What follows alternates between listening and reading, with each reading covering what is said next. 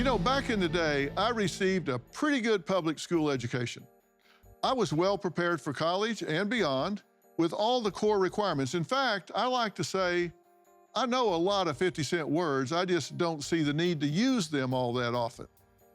So do you think the kids in public schools today can say the same thing?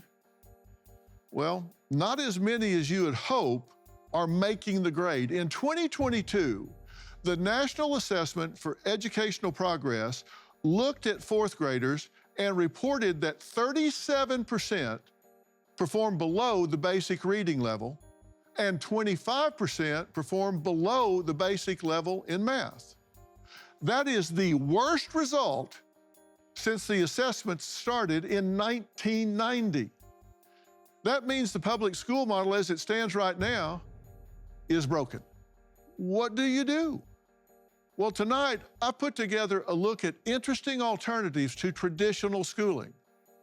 Now, are these perfect solutions? Well, no, of course not. But we're not striving for perfection. We're looking for excellence. We're looking for progress.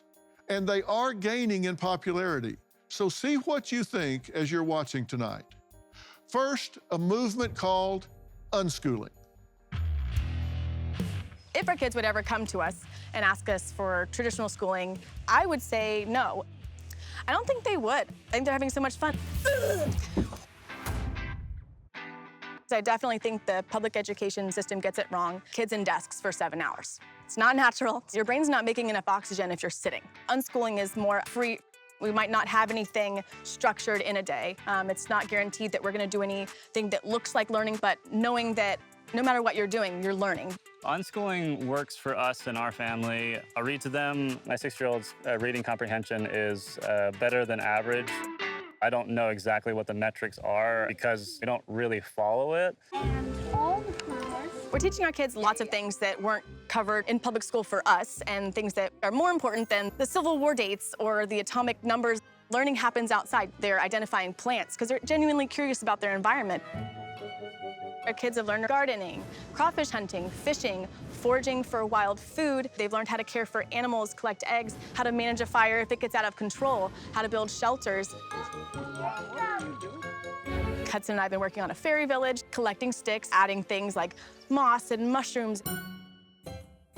We've hatched our own eggs, so we end up with roosters that we don't need. We don't do extensive butchering, but Hudson's gone through with that whole process with me.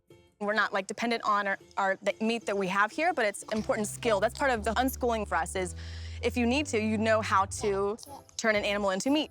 There's so many benefits to just being barefoot. It's called grounding. It balances your cardiovascular system. Again, helps you think. It's more conducive to learning. We think that nature goes hand in hand with a healthy life. You actually have a master's degree, Do. and it's in interdisciplinary studies, education, recreation. Yes. A lot of different disciplines, philosophy. Did it work for you? I didn't get a job in any of those things, no. But I think some of the things that I learned I could apply into what we're doing now. Okay. And Nick, you have a master's degree in philosophy. Correct. Right. Are you glad you did that? I wouldn't have paid for it. I don't use it. I could have pursued all the primary literature myself. I met my wife at graduation, but...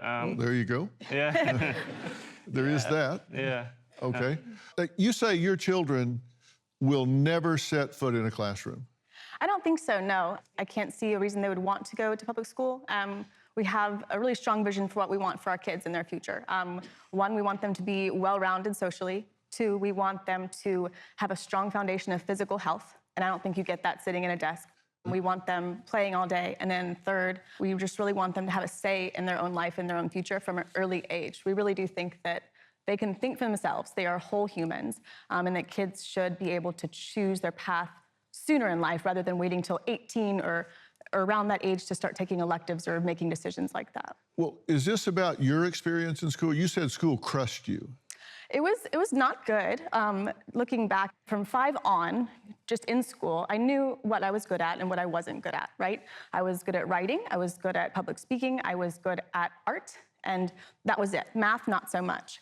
But when you are forced to do math and like you keep going up this level of, they make you do more of what you're not good at. You know what I mean? They really do. So I didn't get to do extra writing or reading or art, the things I was naturally talented at, but they give you extra periods of math. If that's the one thing you're struggling in, they really lay that on thick. And what that does to self-esteem is it does crush you. Yeah. And it makes you hate learning. You're bored. If you're being really drilled stuff that you don't think is important, that it's not really meeting your natural needs, it makes school just dreadful, honestly. You think public school doesn't listen to children? Correct. They don't hear them, don't tailor things to them, which I can't argue with that. I mean, they kind of have a one-size-fits-all. Yes. Right? And you think that's not good for the children? I don't think so, no. So you're having them do whatever they want to do, which is like build a fairy village, which is a way to learn geometry, math, angles, things like that in an applied way. Yes, and they're still really, really young. Right now, Hudson is first grade age, but it'll continue to be things like this, hands-on ways of learning. You can learn math. I think my real struggle with math was that it didn't make sense to me, just doing numbers on a page over and over. There was nothing visual to it.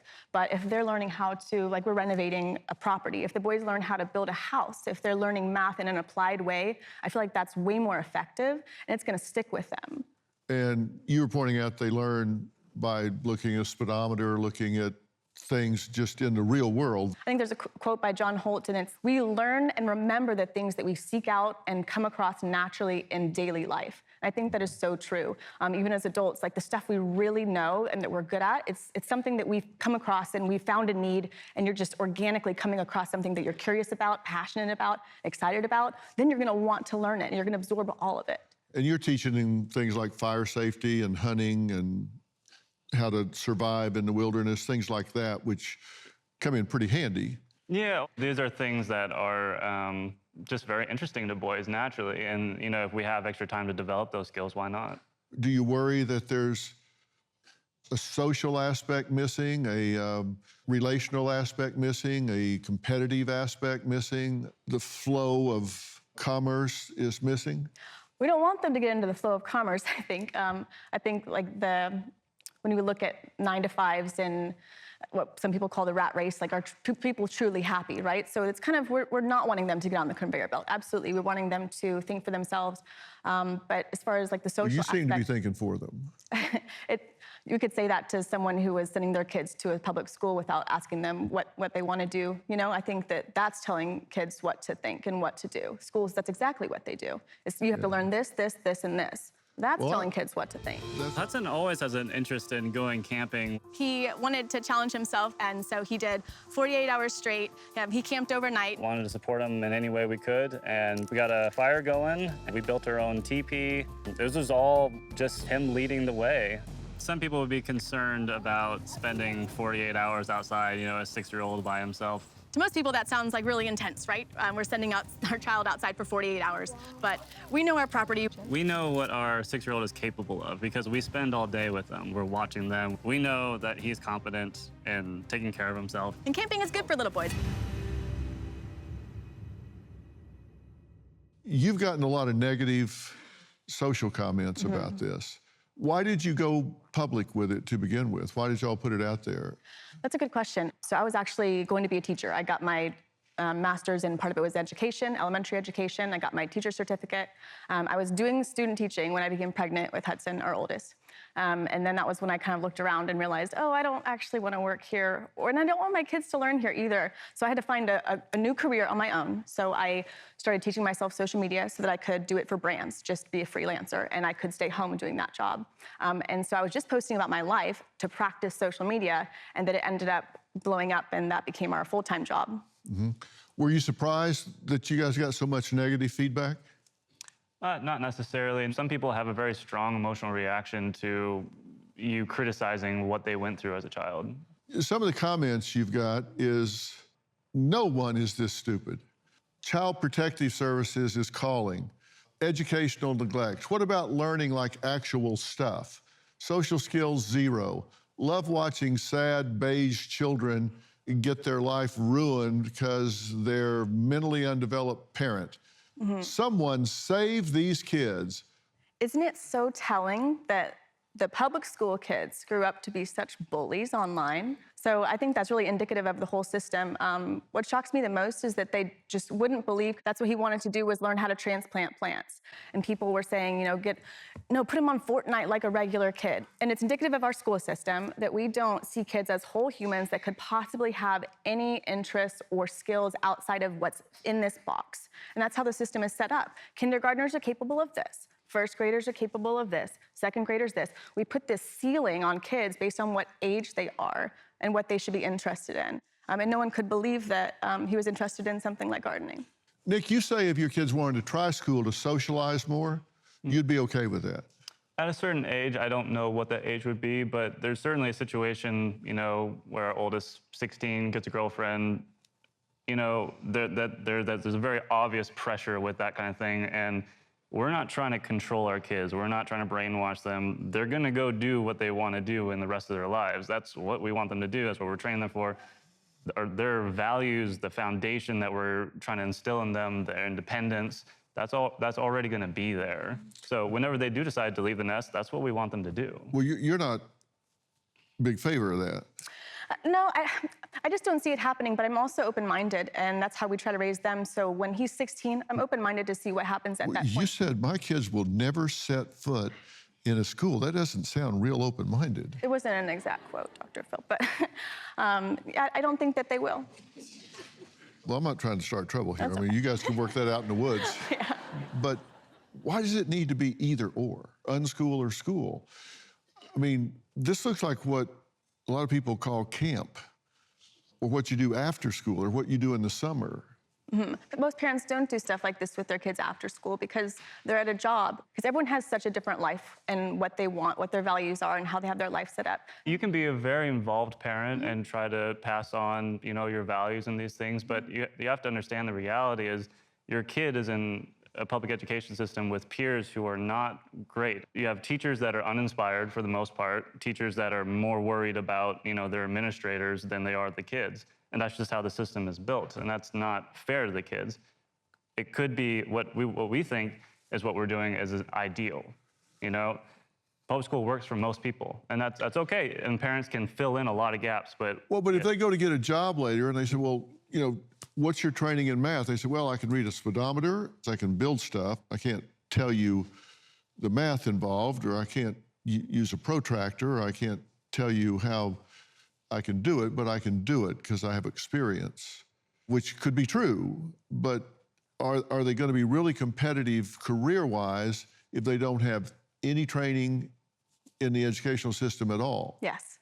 I think they'll be more successful. I think they will have so long to work on these skills, and they'll have case studies. And right now, like when you we watched your college episode recently, you can get so many jobs with just having experience or knowing somebody. And people want someone who can do a job. They don't really care about the paper anymore. It doesn't mean as much as it used to. People want someone who's capable, and I think that our kids will be very, very capable. And people in the community want to help kids. I mean, that's kind of a taboo thing. Like you send your kids to public school because those are the experts, right? But people in the community, retired people, they want to instill, whatever they learned in life in kids. I mean, that's a natural thing. And you can get that with homeschooling because there aren't as many time boundaries. We're going to add an educator who insists unschooling is nothing but educational neglect, an online trend, and a disaster for our society. Those are quotes. We'll add them to the conversation after the break.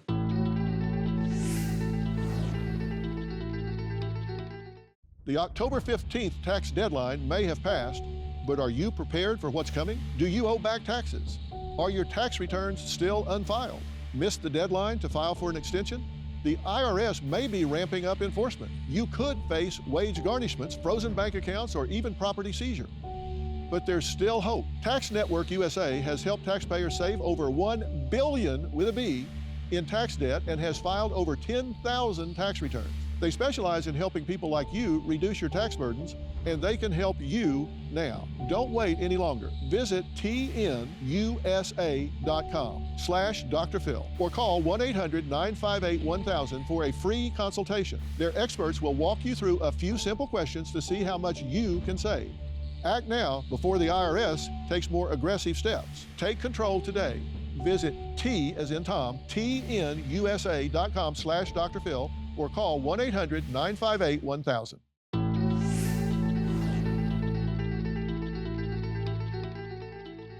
My next guest, Dr. Dion Thomas, has over a decade of experience as an educator from elementary school to college. Now, she believes when it comes to unschooling, parents are making a selfish decision, experimenting with their children's future. You're not a fan of this unschooling. You think that it's fraught with danger. Yes, I do. I'm not a fan. Parents run out of the capacity when it comes to having their students out of school. They return them to school, and the students have so many social, emotional, and other issues that they come with, and it then poses a problem. It makes educators feel helpless to help them, but most important, it affects the child. There was a lot of homeschooling during what I consider to be a woefully mismanaged quarantine period. They came back really with a serious gap in educational achievement, correct? They did. So we had a pretty big test about how well parents fill in the teaching role. And y'all didn't do too well. No, they did not. Some parents have the capacity to, and the resources to step in and, fill in when things like that happen, not just from a pandemic standpoint, but anytime something happens where you pull a child out of school. But what that revealed to us is parents, educators realized the importance of parents when it comes to children, and parents realize the importance of educators. We're going to add someone to the conversation. She says being allowed as a child to pick and choose the subjects she wanted to learn at home caused serious problems when she decided to pursue college. Hi, former homeschooled kid here. We did not unschool, technically. That was not really like a fun little catchphrase back in the 90s. I think these types of parents are not able to actually understand higher education. I think that maybe their viewpoint on what education actually is super limited. The things like going to the park, going to the library, learning how to cook, teaching them how to grocery shop are basic things that most parents do every evening, like all the time. I was homeschooled with a curriculum and I was still extremely behind on a lot of subjects. I had to spend years catching up. I had to work so much harder than my peers in college. I felt really dumb and embarrassed. Lexi, you kind of picked what you wanted to do and not do, right? Correct, more so later on about the middle school, early high school age. And what did you pick? What kind of things did you? I did a lot of outside play. I loved reading. I loved history. I was a big history buff. I can tell you all about history. I loved writing. I would write books as a kid. I was into everything, honestly. I was actually the ideal homeschool, unschool child. I love learning. So I learned a lot, except the things I didn't love learning, and which I just didn't do altogether for the most part, like math and science. So you weren't well-rounded. You were vertical in some areas and just not in others. Looking back, correct. At the time, I thought I was well-rounded, as did the community we were involved in. They would have considered me well-rounded for the most part. Okay, and then you got to college and there are requirements that you have to have. Correct. The basic first 60 hours. And when you got into some of those courses that required, science, basic science, math, whatever, you were like way behind. That is correct, yes. I started at a community college while I was still homeschooled when I was 16 to try to help bridge that gap. And I had to start in remedial math. I probably really only had about a third grade math education on paper. And I had to spend years catching up, hours of my life. It was the majority of my late adolescence into early college years. What do you do now? I'm a nurse practitioner. And you need some of those skills that you weren't developing, because Absolutely. As a nurse practitioner, a lot of patients need you to do more than tell them about history.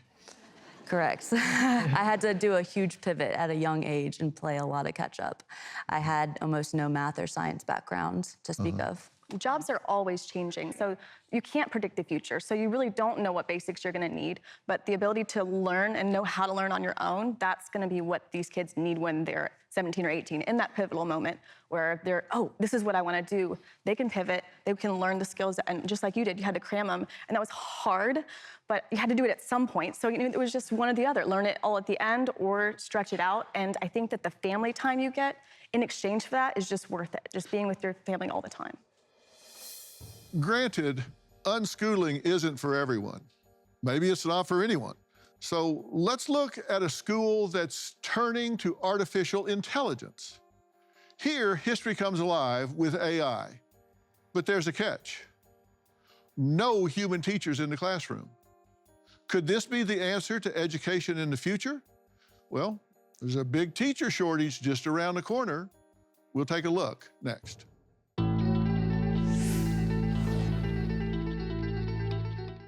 Every notification on your phone announces another wave, a hurricane threatening lives, an East Coast labor strike threatening our supply chain, an international conflict threatening our peace, or an assassination attempt threatening our democracy. Supply chains for medications can be unreliable, but there's a way to feel safer in this uncertain world. Please research how to get your own supply of medications in case of a small or more significant emergency. I urge you to invest in a JACE case today.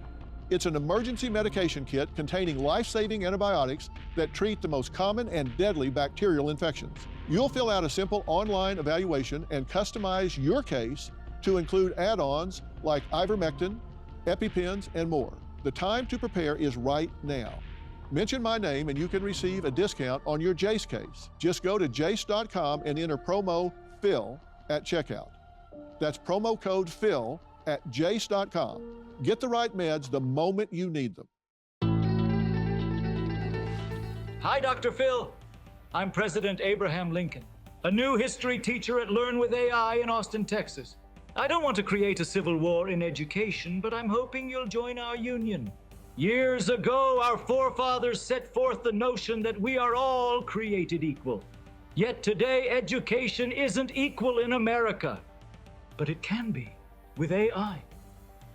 Artificial intelligence tools give students access to top learning methods. Students can conquer math, master science, and learn about ancient civilizations. They can even ace their AP exam. And that's the honest truth. Thanks for having us on, Dr. Phil. Imagine going to parent-teacher night and Abe Lincoln shows up. This feels like something you'd see on the Jetsons, but the creators of the Alpha School say it will change education for the better. Technology is changing the ways we interact with each other and how we do our jobs. But you know what hasn't changed? The way we educate our children. We've had the same teacher lecture into a classroom model for over 100 years, and it's not getting us anywhere. Did you know that the average 12th grader graduates high school knowing as much math as a top 3rd grader? And that's true across most subjects. In this day and age, with artificial intelligence exploding, it's no longer just about the 3 R's, writing, reading, and arithmetic. It is now also about the 4 C's, creativity, critical thinking, communication, and collaboration. I'm here with Mackenzie Price, the co-founder of Alpha School, and Jamal Gross. He's a guide or coach. He's in the classroom instead of a teacher. Thank you guys for being here. Why is this a good idea? Well, I believe this is the future of education. And the reason that it is so important to deliver this is because with technology, we can give every single student exactly the level of instruction that they need at the exact pace that they need. So we can therefore deliver incredible outcomes. And what you saw here, I'm sure it was a little bit scary. It's a taste of what is enabled when we have technology. But the bottom line is, I believe the traditional school system is a broken system. It's an impossible job for a teacher to be able to teach to 20+ students in a classroom who are at wildly different degrees of understanding of the material. I believe teachers are absolute heroes going into the classroom every day. You know, they are underpaid, underappreciated, and overworked. And I think that we have so much benefit that can come from technology that's going to really change the way we educate our children. Well, you're identifying a real problem that's always been the case. I was in public schools, and they kind of geared the curriculum to the least because they had to take care of that kid, right? Yeah. And this is a long time ago when I was in like what they call junior high, middle school now. I couldn't add 2 and 2 and get 5 every time, but I read real fast. So they gave us all of the books at the beginning of the semester, and I went home the first weekend and just read all the books. And so the rest of the semester, I was just sitting there like, oh my God, I read this the first weekend, and now you're gonna read the book to us all year? And I was bored to death. You are absolutely right. Oh my God, I was bored to death. Well, and that's a very common issue, but I actually disagree with what you said around the idea now of teaching to the least. We actually have to teach the middle, and the problem is so many of our students are being left behind because you think about kids who learn a concept, and at the end of this lesson, the kids have no idea what's going on, so they're even further behind. Plus, we've seen a Well, I'm going to disagree right back because when I went to school, of course, we were chipping things in stone tablets then. They were gearing to the least. Now they're trying to hit the middle. Now, but they weren't then. Jamal, what do you want to say? Define your role as a coach. You walk into any classroom in this country, and a teacher, instead of 15 different kids, and in that mix of students, there are kids who are right where they need to be. They're in, let's say, 3rd grade reading, right at that 3rd grade reading level.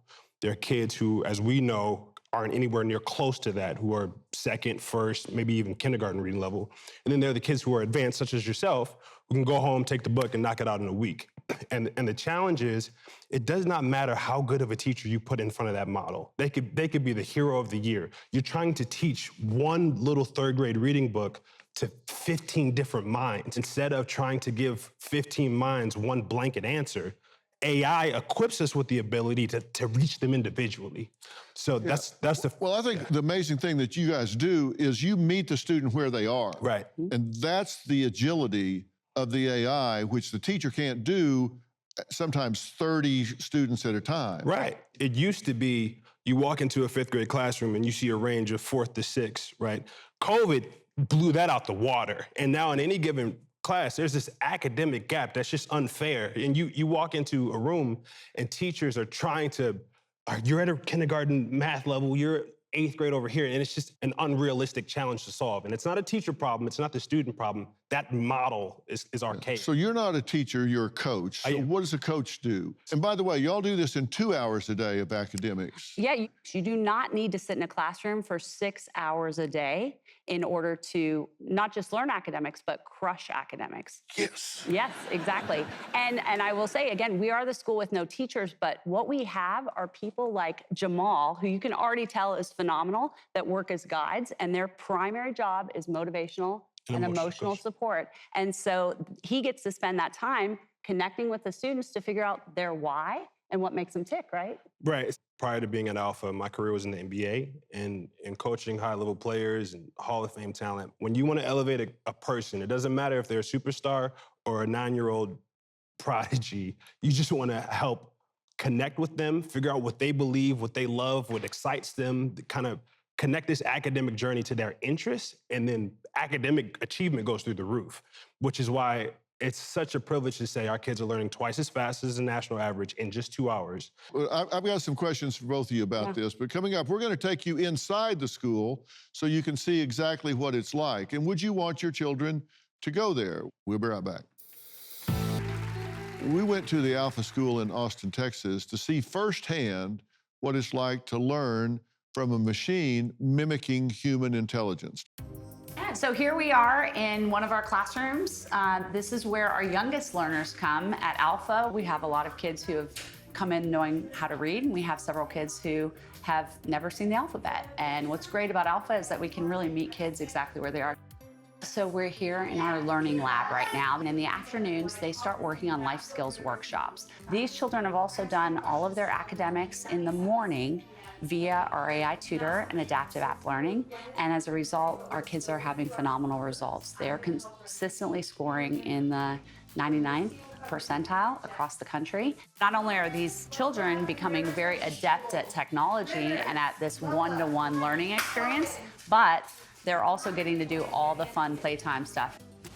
Children do not need to spend 6 hours a day sitting in class in order to do their academics. At Alpha, they're crushing their academics in only 2 hours a day, and that frees up the rest of the time for them to do all the things that we want them to do. One of the skills that we work with kids for is they've got to be able to learn something new and become an expert. What kids are doing is they're learning how to learn music, so they have a lot of opportunity to do things like pick up the drums and perform that for their classmates. When you look around this building, a lot of what you're seeing is what our students have built. It's the environment that our students have created. This is a great example of a student-led project. This is an aquarium that the students researched, figured out how to build themselves. It's really a reflection of student ownership in their community and being able to build what's the type of school that they want. So you've seen the building, but it's really not about the building. It's about the magic that happens inside the building that makes kids so excited to be in school that they're not even ready to go at the end of the year. You say AI is like an individual tutor for each student because each one is 100% customized to that student and their level of understanding and mastery of whatever the subject matter is at the moment. Yeah. So our students show up in the morning, they get on their computers, and they're guided to exactly the level of material that they need for the subjects that they're studying. And so for our youngest learners, they're focusing on math and reading. As kids get older, they're doing algebra and physics 2 and AP courses. And what's great about it is we can take the knowledge curriculum that we're needing to provide, which is US Common Core curriculum, and then we combine it with their interests that they have too. So you want to learn more about math and you have an interest in football, we can combine some of that interest too. And then the other thing that's incredible about AI is we're able to get so much information on literally a minute-by-minute basis. Does the student understand what they've just learned? If they're not understanding, is it because they need to revisit that concept? Or maybe they need to go and fill a hole from 3 months ago or 2 years ago to fill that concept. And so instead of getting, a report card with grades once a semester or every 8 weeks, we literally can see minute by minute, how is a student doing? How are they moving through the material efficiently? And if they're not, we can fix that and add it. So that's what delivers these amazing results because we meet every student where they are. And here's the thing about an AI tutor. It doesn't care if you're white or black or brown. It doesn't care if you're rich or poor. It doesn't care if you're in the 10th percentile or the 90th percentile. It's infinitely patient. It meets every single student where they're at. So I really believe that this technology can raise the floor for every student and just blow the ceiling off of what's possible. Well, you say it doesn't care if you're black, white, rich, or poor. One of the aspects of it is it doesn't care at all. It's a computer. Mm-hmm. And that's where these guys come in. Exactly. So there has to be a human element in this, and that's why you couldn't do this without coaches, right? They are absolutely critical to the model. I do not hand your child an iPad and say, let me know when you've graduated high school. We want our kids to spend time with people who are going to help them get motivated, help them figure out what their goals are, what they're excited about. When they get challenged, how do they handle those challenges? And it's having a coach who's helping them develop those life skills. Yeah, now this is not your typical coach. Let's be honest. He is extraordinary, but I will tell you that we are attracting to this model really incredible people who want to make a difference in education. So here's my question, Coach. What do you do with the kid that's experimenting with drugs, addicted to video games? What do you do with the kid that's from a dysfunctional family at home and they bring that pathology to the classroom? How do those kids work into the situation? I get to know the kid. I want to know that kid. I want to know what you believe, what you like, what's your favorite show, what's your favorite book. We have our learning EQ coach who will get into behavioral differences. We'll learn to learning differences. We have support that kind of captures us and makes it a holistic process. There are so many children who are struggling at home. They have challenges. And part of that is the time that our guides get. For example, every child has 30-minute one-on-one meetings with their guides once a week where they're not supposed to talk about school. The guides are just asking questions and getting to know what's going on. And that's when sometimes those challenges that come up are uncovered, right? And so we may not be able to change everything that's going on at home, but what we can do is we can help them find that confidence through capability. And that is often what can turn kids onto maybe a better Yeah, path. but if they're smoking weed and got the girlfriend pregnant at 14, then you got a whole different situation, right? Absolutely. And we have a guide at our school who's doing work with students who have kind of gotten off path. They're not at our school, but they're, 16 to 25-year-olds who don't know basic math. And that's an incredible place where adaptive apps and AI technology can come in and figure this out. So I believe that while Jamal gets to work with, 9 to 12-year-olds, this is something that can help the 27-year-old who is struggling with reading. Yeah. Coming up, we're going to hear from a fourth grade Alpha School student and his mom about how this type of learning changed his life. Plus, we'll talk to an educator and see what they say about AI being banned in her school district and why. That's next. Well, I want to add librarian Jean Darnell. She's been a librarian for 22 years and says most teachers are afraid of AI, so much so that her school has banned AI across her district this year. So, Jean, what was your reaction when your school banned AI completely?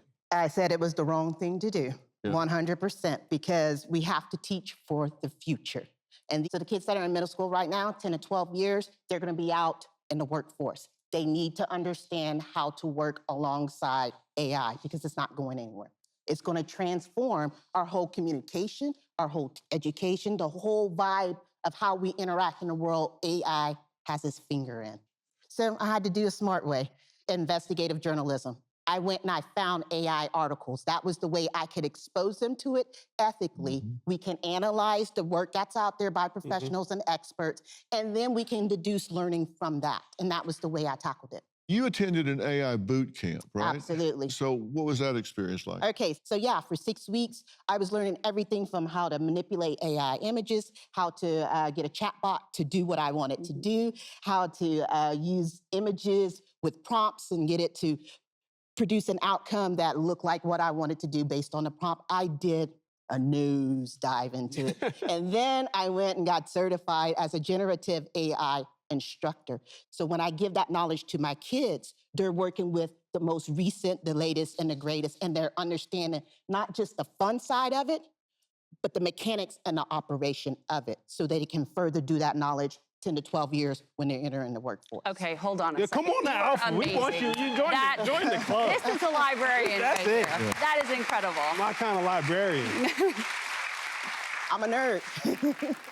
9-year-old Levi is a fourth grader attending the Alpha School in Austin. His mother, Sierra, says making the switch from public school to Alpha changed his life.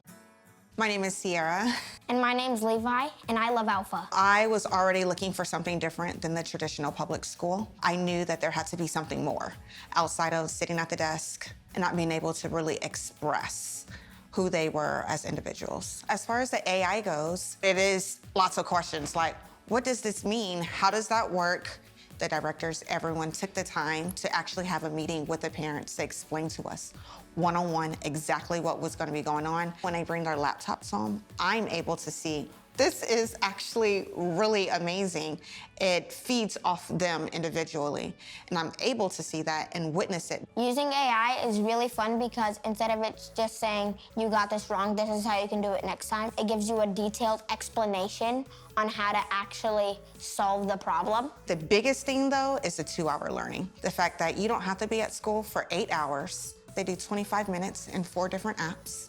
And once they're done with that, the rest of the day is focus-driven in workshops, like building drones and doing Formula One racing cars. The 2-hour learning process is really fun because you're learning things twice as fast. AI is something that it helps your brain. If you need to learn some more stuff and maybe a grade behind, then you can go back. And then if you already know all the stuff, then you can move forward like me. I'm a 4th grader, but in 8th grade science. And I think that's the beauty of it, the fact that my 9-year-old is in a 4th grade and doing 8th grade science. Alpha is a place for me because I couldn't see myself learning anywhere else. Levi, you need to stand up, man. Let us take a look at you there. You're looking pretty good today. You do. Thank you. All right. So tell us, what do you like about your school? The thing I love the most about my school is that we get to learn twice as fast in only 2 hours. Yeah, so what do you do the rest of the time? The rest of the time, we learned engaging life skills in our really fun workshops, like teamwork and public speaking. Yeah, and you say you're in the 4th grade, but you're doing 8th grade science. Correct. And give me an example of what you're doing in science. I use an app called IXL, and something that I'm doing is genes and proteins in the body, which is confusing sometimes, and it's really hard, but I feel like if I was in the 4th grade science, I would just blast through it. Like, why am I doing this? I already know this. All right, so you're working on proteins and you have to wear jeans that day? Is that what you're saying? No. You mean a different kind of jeans, right? Yes. Yeah, okay, I thought so. All right, a question for the audience and my final thoughts next. All right, well, we're back. First, a question for the audience, just by a show of hands. How many of you are scared about the role AI is going to play in the future? Raise your hand real high. Okay, well, that's almost everybody. All right, how many of you think properly used, it can be a good thing? That's everybody. All right, how many of you believe it's coming whether you want it or whether you don't? Oh, for sure, yeah. It's here. That's what I thought. I believe that our educational system in America is absolutely on the brink of collapse. Yeah. We're going to have so many empty teaching jobs in the next 4 or 5 years that we are in serious, serious trouble. Right now, we got warm bodies showing up in different states because they don't have teachers. Somebody better come up with something, or we're going to be in a whole lot of trouble. Maybe this is that answer. I want to thank all my guests for being here tonight. Thanks for watching. We'll see you next time.